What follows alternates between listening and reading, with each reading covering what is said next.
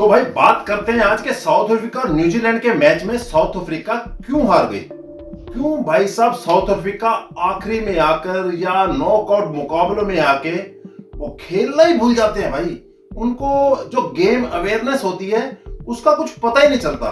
लेकिन कारण दो है भाई साहब, साउथ अफ्रीका के हारने के कारण दो हैं। एक तो गंदा क्रिकेट खेला, दूसरा कारण मैं आपको बताऊंगा डेविड मिलर साहब ने बोला। डेविड मिलर साहब बहुत गुस्से में थे बाद में जो उन्होंने स्टेटमेंट दी वो भी सुन के आप रह जाएंगे, हैरान हो जाएंगे।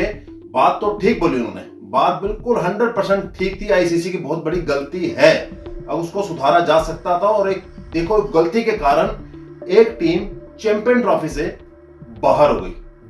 बहुत बड़ी गलती आईसीसी की। लेकिन सबसे पहले बात कर लेते हैं भाई डेविड मिलर की। डेविड मिलर क्या बोल रहे हैं? डेविड मिलर बोल रहा है कि आईसीसी ने बहुत गंदी शेड्यूलिंग की है।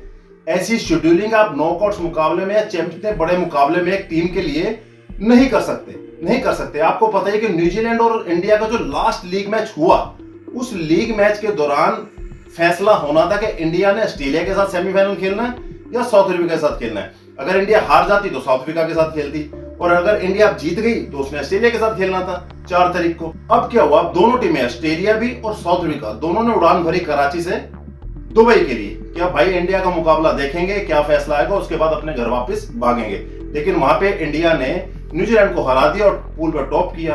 अब उसका मैच था ऑस्ट्रेलिया के साथ, और वहां से फिर अगले दिन साउथ अफ्रीका ने फ्लैट पकड़ी, फिर भाई साहब पाकिस्तान आ गए। अब पाकिस्तान में आके इनको रेस्ट मिला ही नहीं मैच खेलने के लिए, सेमीफाइनल का बड़ा मुकाबला खेलने के लिए उनको प्रॉपर रेस्ट मिला ही नहीं, ट्रेनिंग का टाइम मिला ही नहीं। जैसे ही पहुंचे वैसे ही मैच में कह रहे हमारे प्लेयर ट्रैवलिंग में इतने थकान में हो गए कि हम परफॉर्म ही नहीं कर पाए।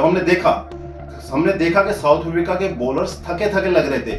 पहला मैच जो अफगानिस्तान के खिलाफ उन्होंने खेला, उनके बॉलर इस तरीके से दहाड़ रहे थे, क्या कहने यार, क्या बात, कुछ कहने की हद नहीं थी। इतनी तेज तरार रबाड़ा यानसन जबरदस्त फेंक रहे थे। लेकिन न्यूजीलैंड के खिलाफ जो मैच इन्होंने सेमीफाइनल खेला, चाहे रबाड़ा हो, यानसन हो, निगड़ी हो, सबको कुटाई पड़ी। 362 रन आज तक का सबसे हाईएस्ट स्कोर न्यूजीलैंड ने चैंपियन ट्रॉफी में मार दिया, 362 रन।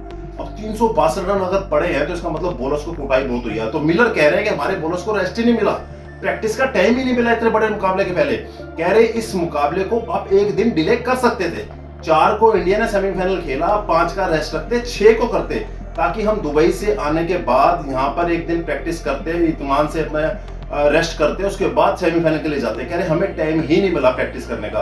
12-13 घंटे हम फ्लाइट्स में आना जाना, इधर उधर, एक दिन इसमें चला जाता है, फिर उसके बाद होटल से आओ, आराम करो, थोड़ा फिर प्रैक्टिस में जाओ। कह रहा बहुत सिस्टम खराब था। आईसीसी को सोचना चाहिए था, एक दिन स्पेयर रख सकते थे सेमीफाइनल में, ये शेड्यूलिंग बढ़िया हो सकती थी।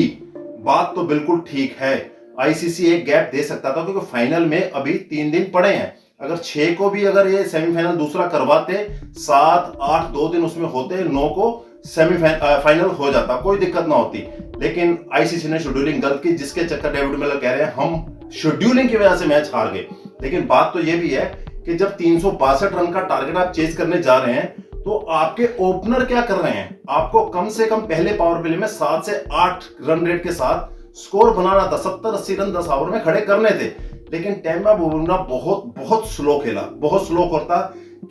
स्लो खेलने के कारण टीम दबाव में आ गई, क्योंकि स्टार्टिंग में जो रन बन जाते हैं पावर प्ले में, वो बीच के ओवर में जो रन नहीं बना पाते उसका भरपाई हो जाती है। लेकिन स्टार्टिंग में रन बहुत कम बने। टेम्पो बुमराह की थोड़ी सी आलोचना हो रही है, कप्तान की गलती कि उन्होंने उस टेम्पो के साथ, उस एवरेज के साथ पावर प्ले में हिट नहीं किया, जिसके कारण वो हार का कारण बन गया। दूसरा कारण बड़े प्लेयर्स की नाकामी। क्लासन फेल रहे, मार्करम फेल रहे, बीच में वेंडेयर वो भी फेल रहे। मतलब कि जो बड़े प्लेयर्स जिनके ऊपर मिडिल ऑर्डर्स में आके टीम को आगे चलाने की जिम्मेवारी थी, वो फेल हो गए। आखिरी में मिलर ने सैकड़ा तो मारा, लेकिन वो सैकड़े में उतने छक्के नहीं थे कि आप 50 रन की बड़ी हार को टाल सके। साउथ अफ्रीका 312 रन ही बना पाई, ये भी बहुत बड़ी बात है। आप 312 बना दिए, लेकिन 50 रन से हार बहुत बड़ी हार होती है ओडीआई क्रिकेट में। पहली गलती, बॉलर्स थकान में थे, बॉलर्स ने सही जगह पे बॉल नहीं की, थकान के कारण नहीं की, या उनका आज दिन नहीं था। दूसरा, ओपनर्स की, खासकर टेम्पा बुमराह की गंदी इनिंग। और तीसरा, मिडिल ऑर्डर का बिल्कुल फ्लॉप होना। और चौथा, कोई प्रॉपर स्पिन अटैक्स।